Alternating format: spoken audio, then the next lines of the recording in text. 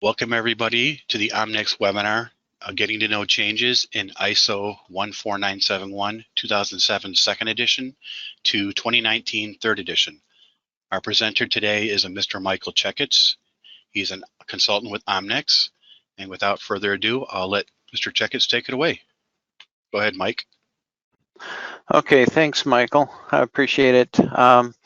The purpose of this presentation is to familiarize you with the changes in ISO 14971. We will not be, or it's not intended to review the entire standard by going through each clause in detail. So what we'll do is just cover the changes. If you have a copy of 14971 2007 or 2019 in front of you, it will certainly help maintain the continuity. Also, if you want to take notes or add text to the questions, any questions you have during this seminar, I will be glad to answer those as we end the presentation, which will be about 45 minutes to an hour from now.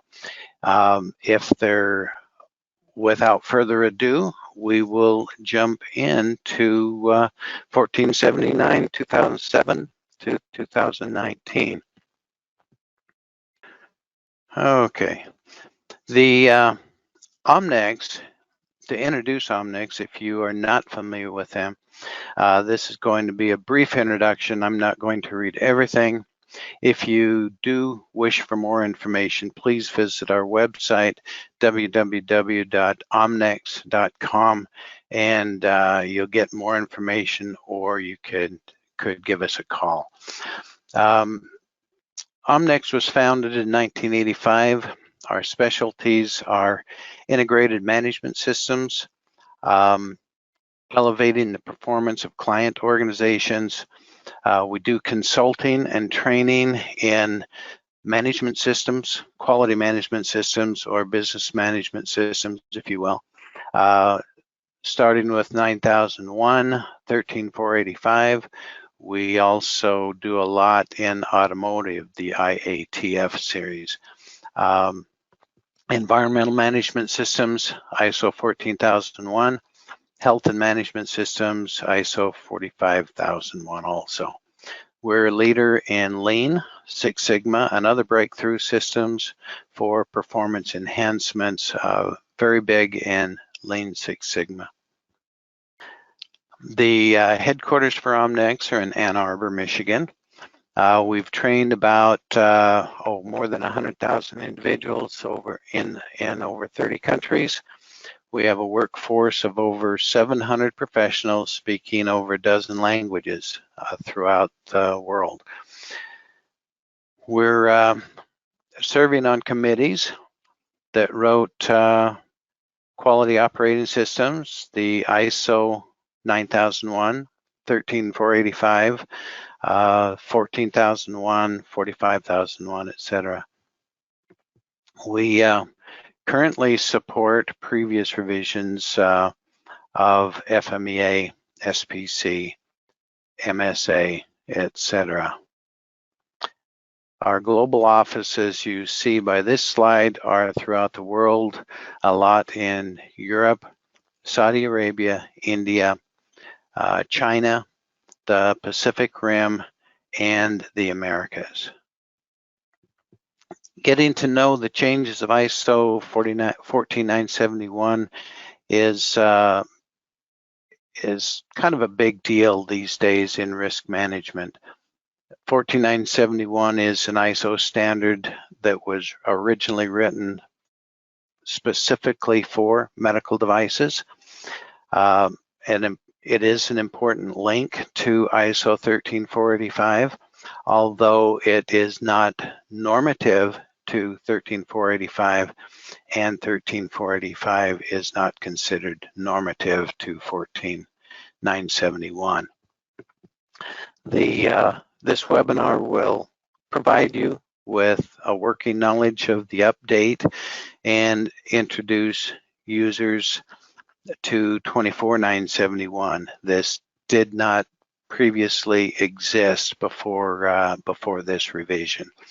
24971 is a guidance document for 14971, and you'll notice many annexes have been moved to 24971, pulled out of 14971.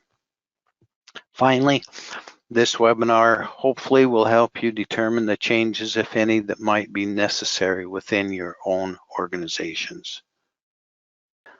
A little about me, because you don't know me from Adam's Odd Fox. I have over 40 years experience in the medical device industry, initially as a manufacturing engineer, and soon thereafter I entered into engineering management.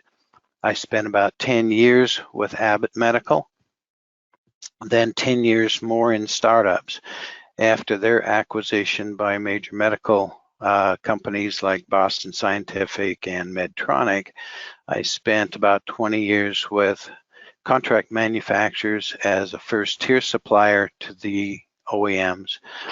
Half of that time was in engineering management and the other half in quality and regulatory management. The agenda moving forward, we'll talk about the briefly cover changes in the forward, intro, scope, and normative references, then changes in each clause, ending in a discussion about the annexes and ISO 24971. ISO 14971 is a risk management standard developed specifically for medical devices pertaining to the safety or performance requirements of medical device manufacturing. 14971 is referenced in 13485 and two clauses, 0.2 and 7.1. But like I mentioned before, it's referenced, it is not a requirement. This international standard deals with processes for managing risks, primarily to the patient, but also to the operator, other persons, other equipment, and the environment. So why change 14971? It's been a good standard for many years. Wonderful annexes. When I first saw the changes, I was appalled at the annexes that were removed, not knowing about 24971. So to help explain this, a background of adoption to ISO standard conventional format has been added. The ISO organization takes an active role specifying processes to identify standards, estimate, evaluate, control, and to monitor control of risks, both for medical devices and in vitro devices.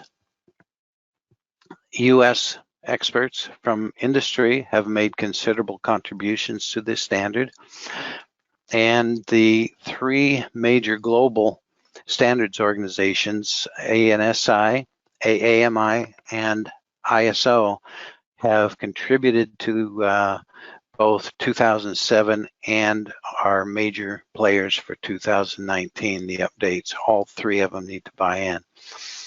It is required for us to review any necessary or review every ISO standard every 5 years.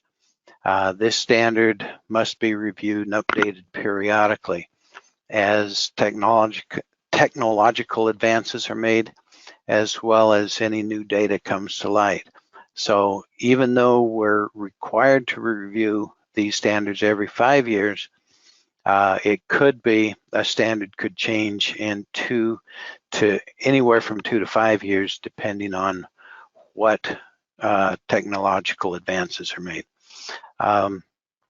In the forward or introduction, there was have been some definitions added for shall, should, may, can, and must.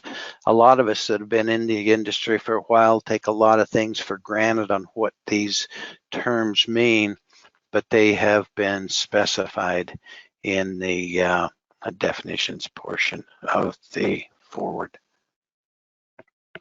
In the forward and introduction section of 14971, various minor clarifications of verbiage are made throughout, and you're not going to catch them unless you compare both 2019 and 2007 side by side. The scope, biggest addition there was the guidance document, a reference to ISO TR 24971. TR, if you're not familiar with the term, is technical report. It is a new standard. Some annexes were moved from 14971 to 24971 in addition to its own annexes. Clause number 2 has been added. As normative references come up, they will be added. There are currently no normative references at this point. Clause number 3, terms and definitions. Reference is made to ISO and IEC terminological databases for standardization. Most all changes in this section are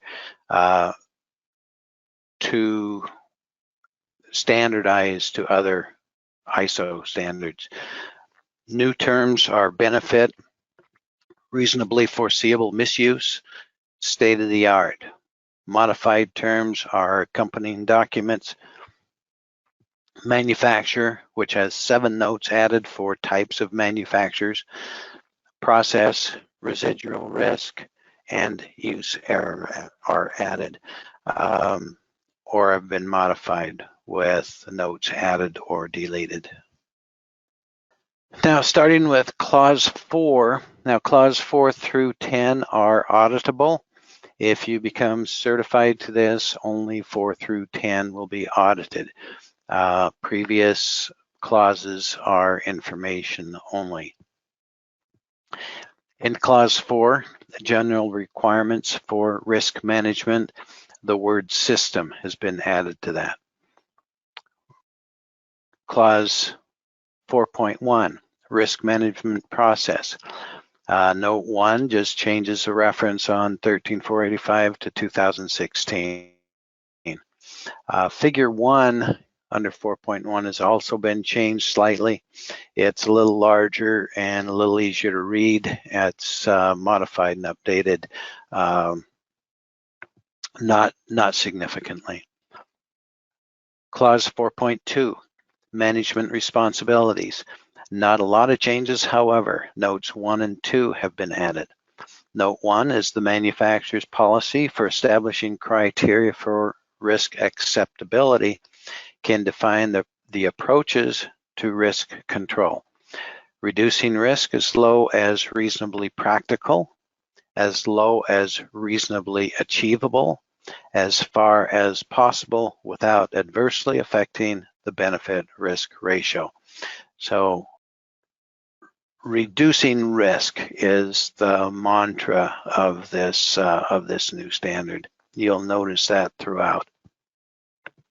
Note 2, production and post-production information can be inputs to the review of suitability of the risk management process.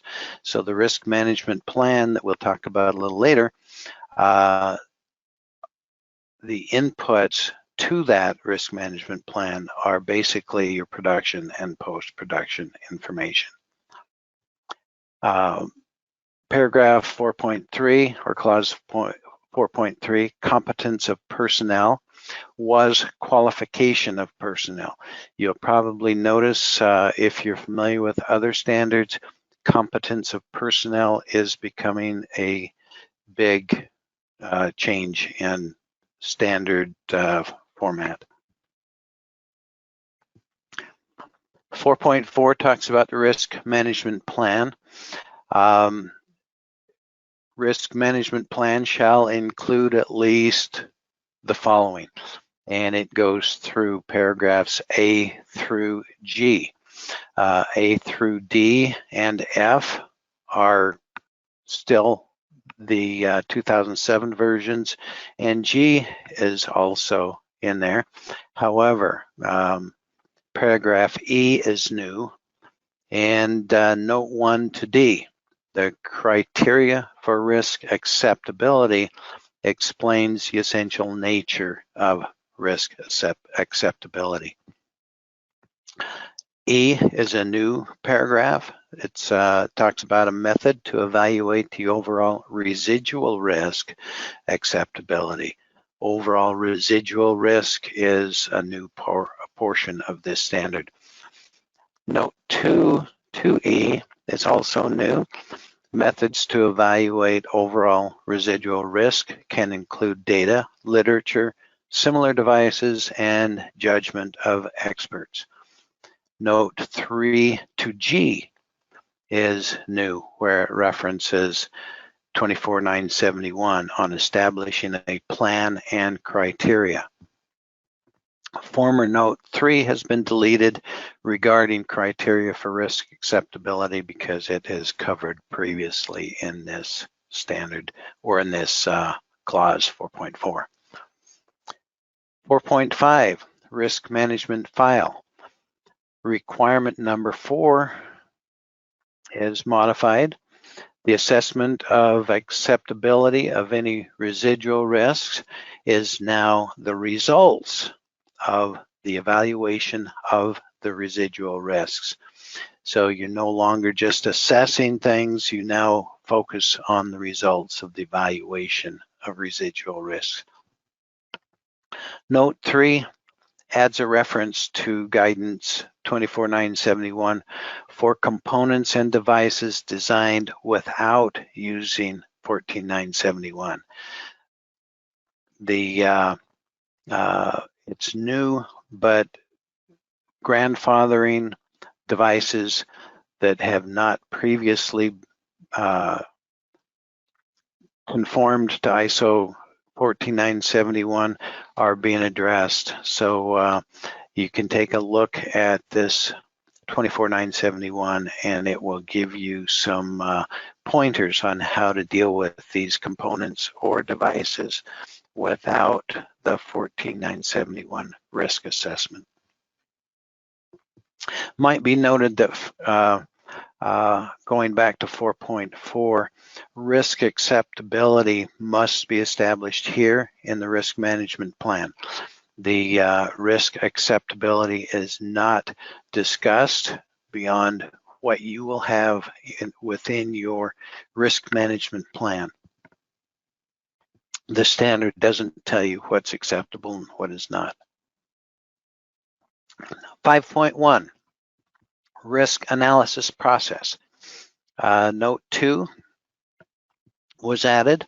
Reference to an Annex G was omitted and replaced with a reference to ISO 24971. Note 5 is now Note 3. Clause 5.2, intended use and reasonably foreseeable misuse is a new term that's been added. Most of this clause has been reworded for clarification. Note 1, references made to 3.23 of IEC 62366 to help identify intended use for your devices. Note 2, references made to 24971 for help in determining intended use and for an explanation of reasonably foreseeable misuse. It's a big deal now to anticipate how your devices will be misused by users, by customers, by the intended users out there. And we need to guard against that. 5.3, identification of characteristics related to safety, replaces formerly identification of hazards. Extensive rewording to clarify what this means. Note 1, references made to ISO 24971 for characteristics related to safety. Note 2, references made to IEC 60601 for characteristics related to unacceptable risks. For example, if you are making a generator, an RF generator for ablating cardiac tissues, IEC 60601 will give you a number of characteristics for unacceptable risks for the electrical portions of that. Paragraph 5.4 is new. Identification of hazards and hazardous situations. The manufacturer shall identify and document known and foreseeable hazards associated with the medical device based on the intended use, reasonably foreseeable misuse, and the characteristics related to safety in both nominal and in fault conditions. So you've got to basically anticipate hazardous situations leading to harm in just about any situation out in the field. For each identified hazard, the manufacturer shall consider reasonably foreseeable sequences or combinations of events that can result in a hazardous situation and shall identify and document the resulting hazardous situations leading to harm. Note 1 deals with all phases of the life cycle. So now you've got to anticipate the risks associated all the way from the initiation concepts through destruction or terminating or disposing of the devices. Let's use harm, for harm to the environment as a result of how your disposable device is disposed of. Is it incinerated, creating contaminations? Is it going to be thrown into a landfill or deposited in the ocean somehow? You've got to know all phases of the life cycle. Note 2 references Annex C for the relationship of hazardous situations and harm, and it also includes examples. So you're not trying to reinvent the wheel. Got a lot of information in Annex C. Note 3 discuss a sequence or combination of events leading to harm. And Note 4 refers to 24971 regarding hazardous situations not previously recognized and techniques for risk analysis. Let's see, I want to make sure that didn't go too far. Clause 5.5, risk estimation. The text is reworded for clarification throughout this 5.5. Notes 1 through 3 are deleted, and former notes 4 through 6 are now renumbered as notes 1 through 3.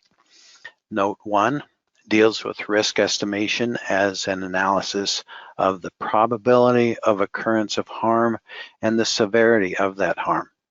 Note 2 references 24971 in place of the former Annex D and H in relation to quantitative or qualitative risk estimation. Note 3, no significant changes. Clause 6, risk evaluation. Text has been reworded for clarification. However, for each hazardous situation, the manufacturer shall evaluate the estimated risks and determine if the risk is acceptable or not. A separate paragraph separate paragraphs deal with acceptable versus unacceptable. Again, clause 6, it's not the intention of clause 6 to specify either acceptable or non-acceptable risks. Each manufacturer must define those within their own risk management plan. Clause 7, risk control. 7.1, risk control option analysis was formerly risk reduction. The manufacturer shall determine risk control measures and use options in the priority order listed. So this gives you an order. A, inherently safe design and manufacturing was formerly inherent safety by design and manufacture.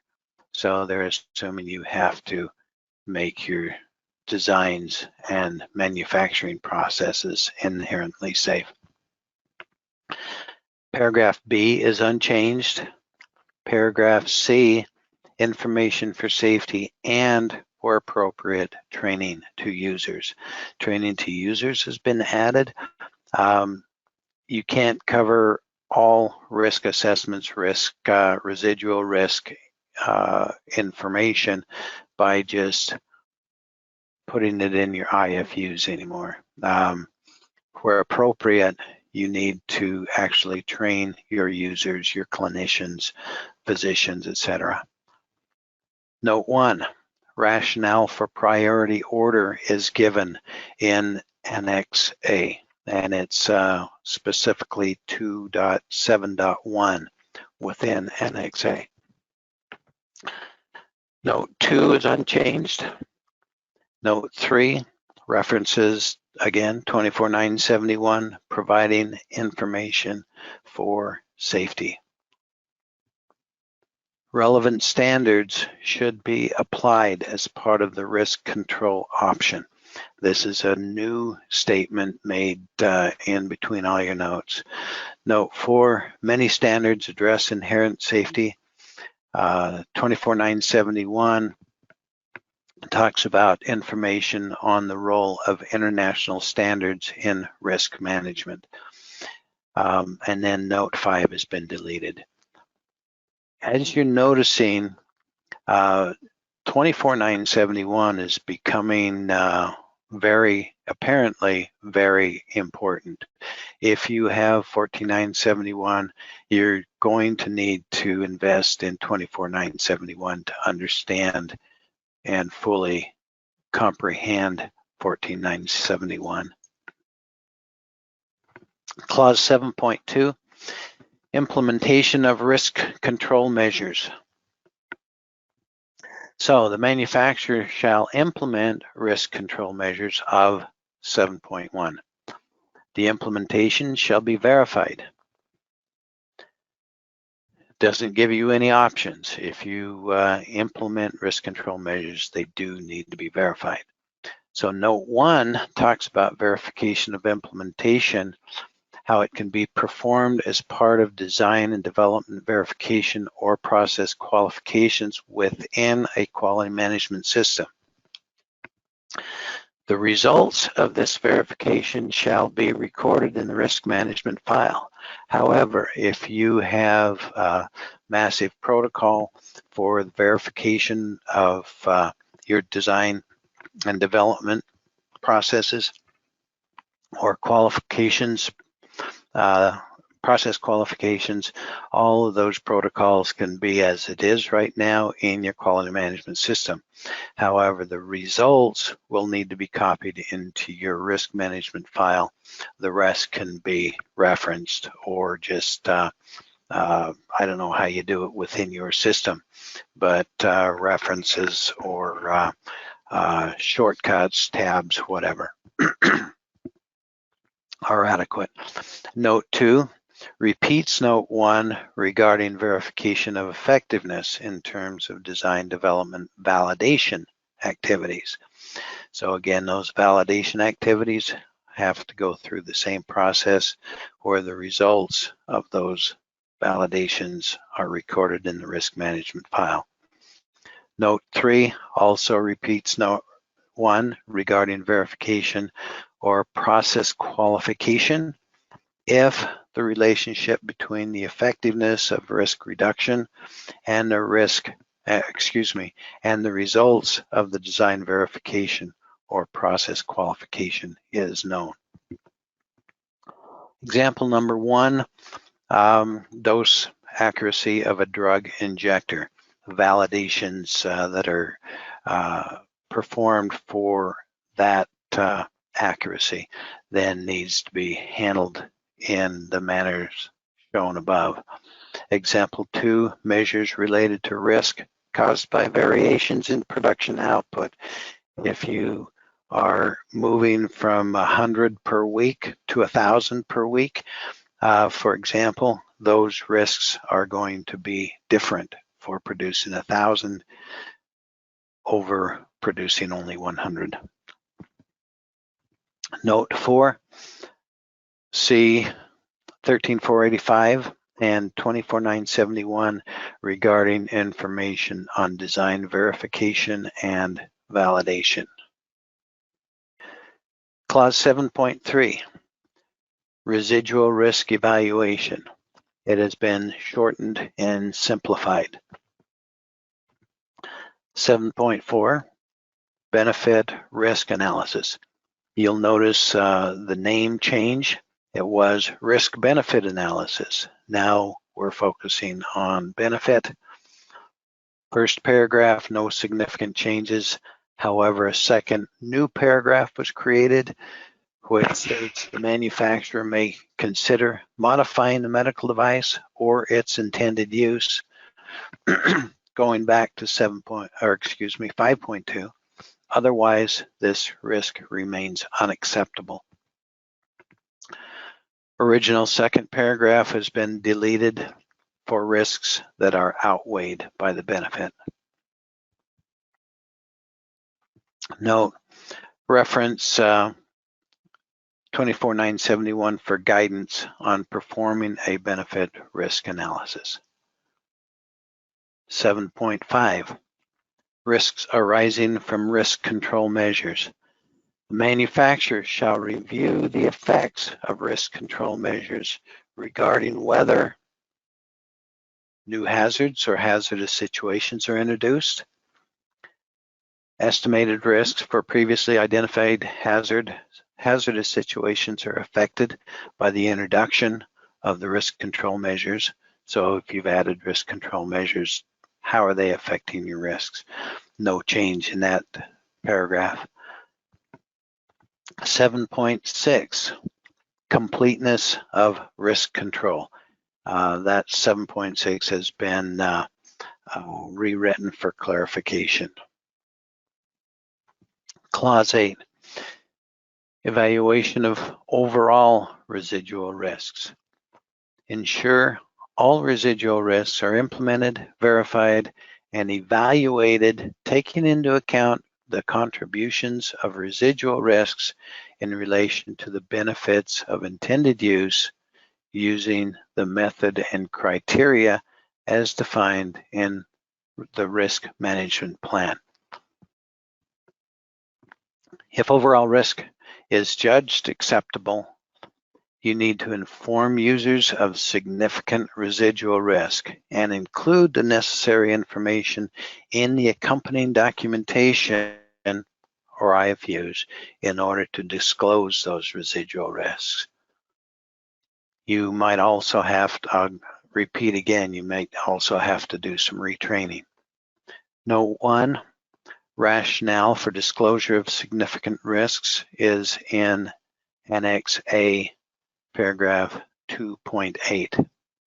Note 2 references 24971 for guidance on evaluation and disclosure of residual risks.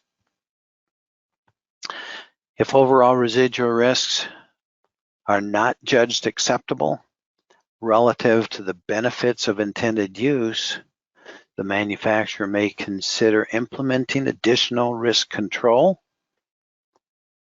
or modifying the medical device or its intended use.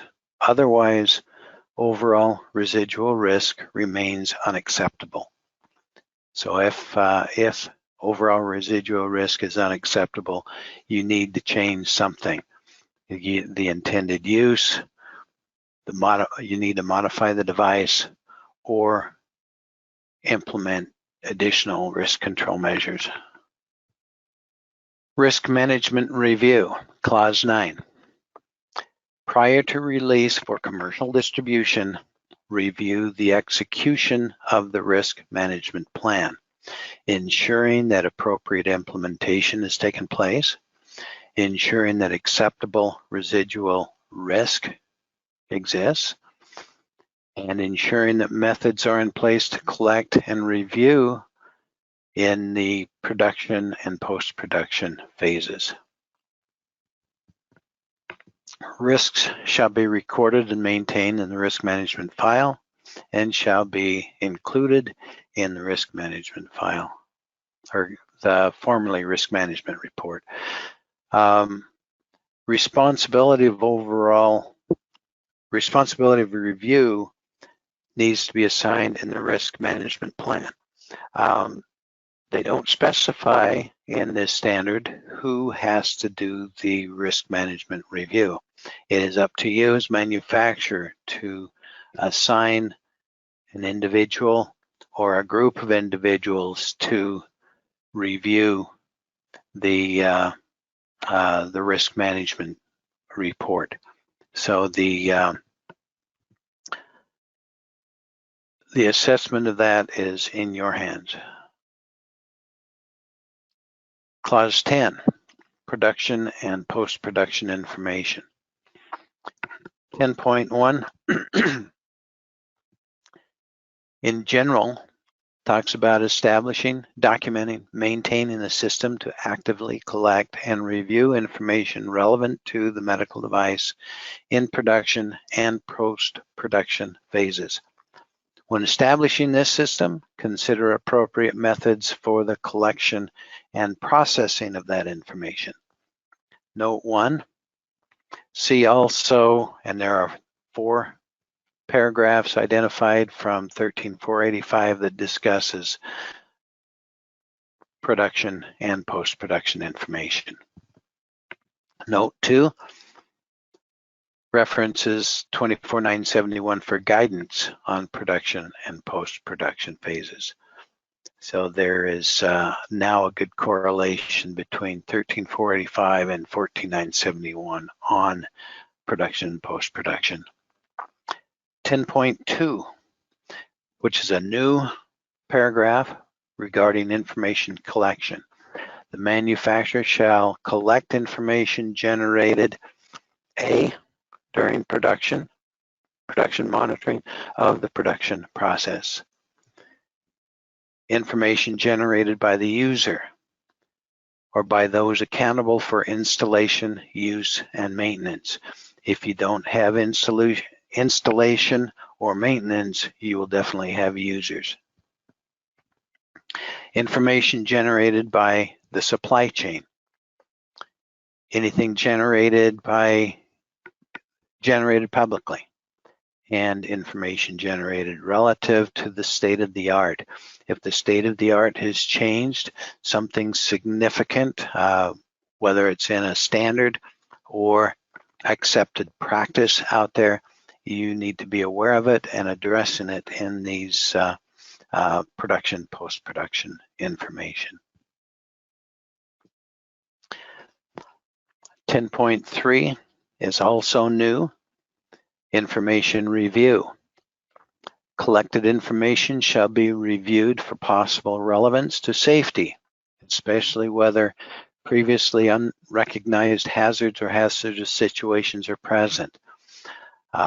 Whether a risk arising from a hazardous situation is no longer acceptable. Something that might have been accepted before is no longer acceptable now. For example, the sharps or needle protection used to be a cover was adequate, but now you have to have protection no matter where that catheter or that introducer or needle might be used. Whether the residual risk is no longer acceptable for the intended use, or whether the general acknowledged state of the art has changed. 10.4, actions is new. If collected information is relevant to safety, the following apply. 1, concerning the particular medical device, review risk management file and determine if reassessment of risks is necessary. If residual risk is no longer acceptable, evaluate previous risk control measures as an input for,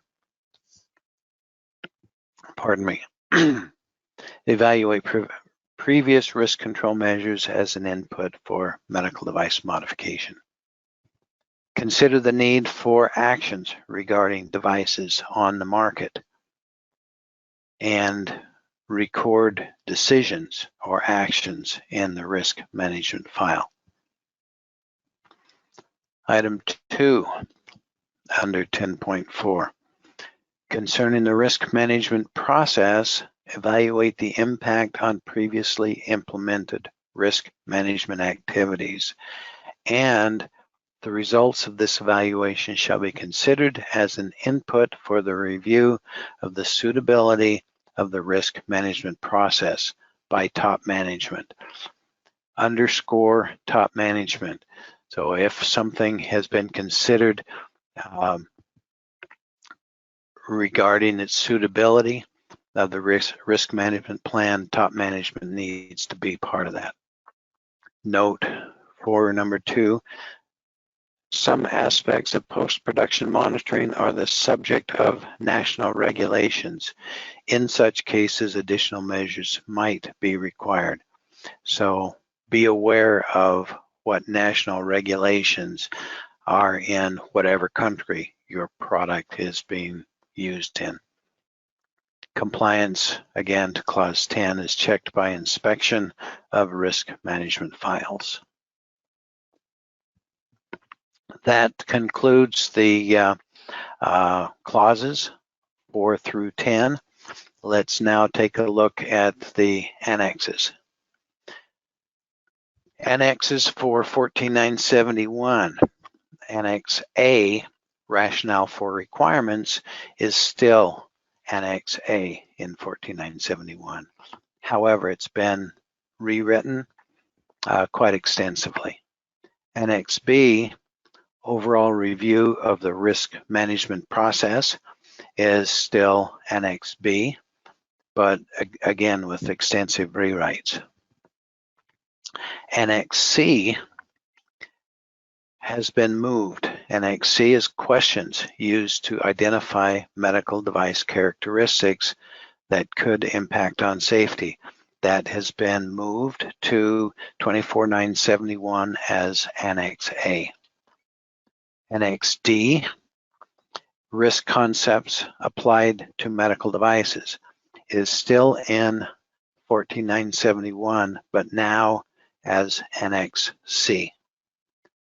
Annex E, examples of hazards and hazardous situations, is still in 14971, but has been combined with, or combined in Annex C with the former Annex D. I hope this isn't becoming too confusing.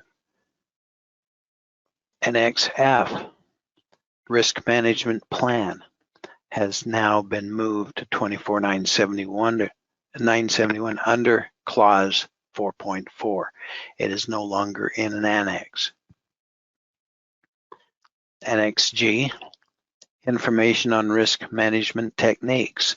This is one I used extensively because you don't have to use FMEAs in your risk analysis, but you need to use something. So this gives you a plethora of choices and explains those choices in now in 24971 as Annex B. Annex H, guidance on risk management for in vitro diagnostic devices has moved to 24971 as Annex H. Annex I, guidance on risk analysis for biological hazards, has been deleted because ISO 10993 has been rewritten in 2018 and it covers everything that was formerly here. Annex J, information for safety about residual risks, has been moved to 24971 as Annex D. Now you have 5 new annexes, ZA through ZE, and they're basically present for understanding how this standard relates to the corresponding European directives and regulations. I'm not going to read them, but if you have devices being sold in those countries, you'll need to reference those and understand how they relate to the this risk process. Other annexes now to 24971 is we basically covered A, B, D, and H because they have been transferred from 14971.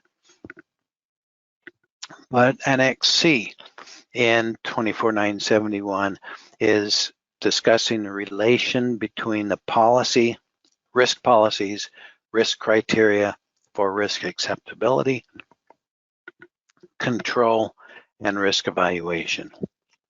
Annex E, role of international standards in risk management. Annex F, guidance on risks relative to security. And Annex G, components and devices designed without using 14971.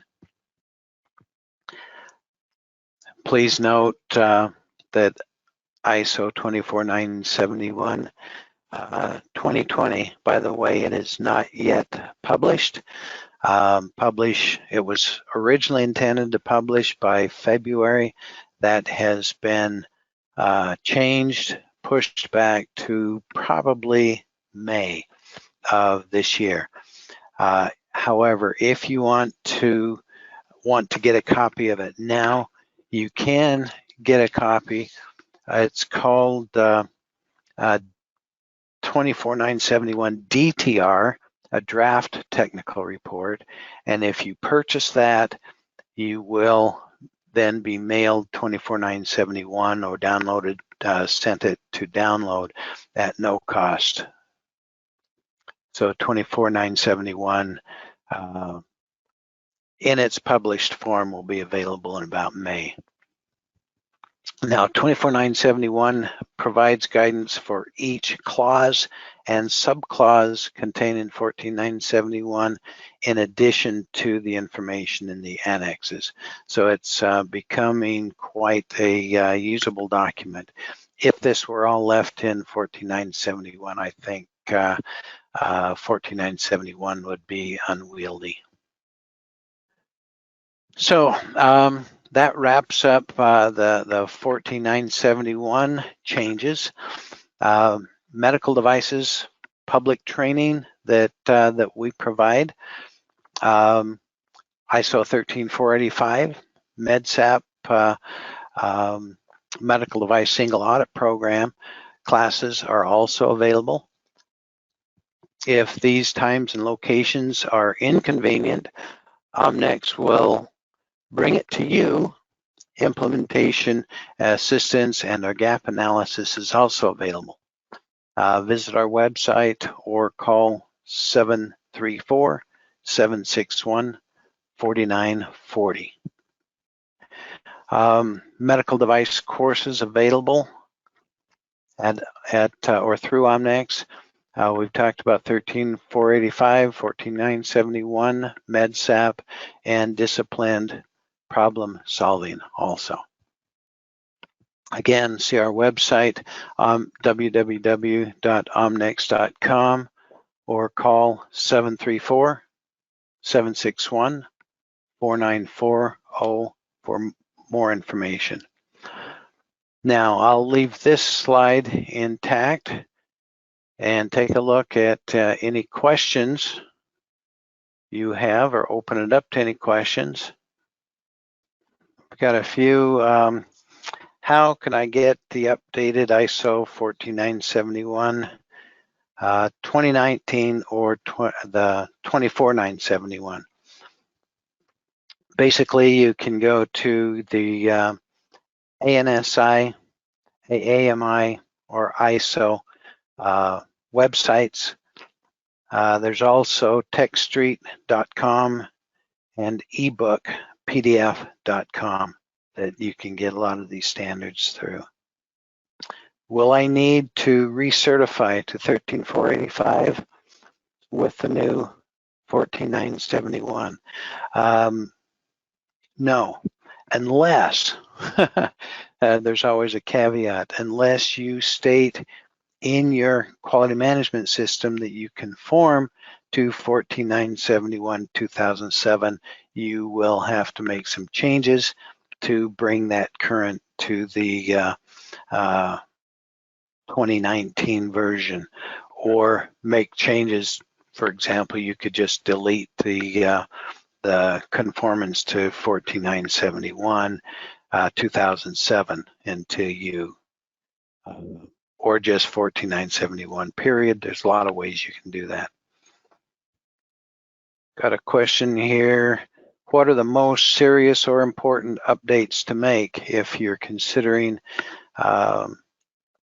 updating to this 14971 2019 version? I would probably start with clause 10 with your post-production information feedback to make sure that you're getting the customer feedback, user feedback that you need to updated to your risk management plan. Next priority would probably be clause 8, evaluation of overall residual risks, customer notifications that might be required. Next priority, probably clause 4, risk management plan, risk management file, and criteria for risk acceptability. Then from there, probably the risk benefit analysis or benefit risk analysis or rationale for each product should be well understood. Another question here on certification to ISO 14971 19. Can a company be certified to that? Essentially, that's up to your registrars, various registrars out there. As soon as they have auditors certified to perform that function, then you can certainly be certified to 14971 2019. I don't see further questions. If not, I will conclude this, and good luck in adopting to the new risk management standards. Thanks for your attendance. Okay, thanks, Mike. If there's no more questions, that will conclude this webinar. If you have any questions or concerns, please email them to info@omnex.com. Okay, thank you. All right, bye.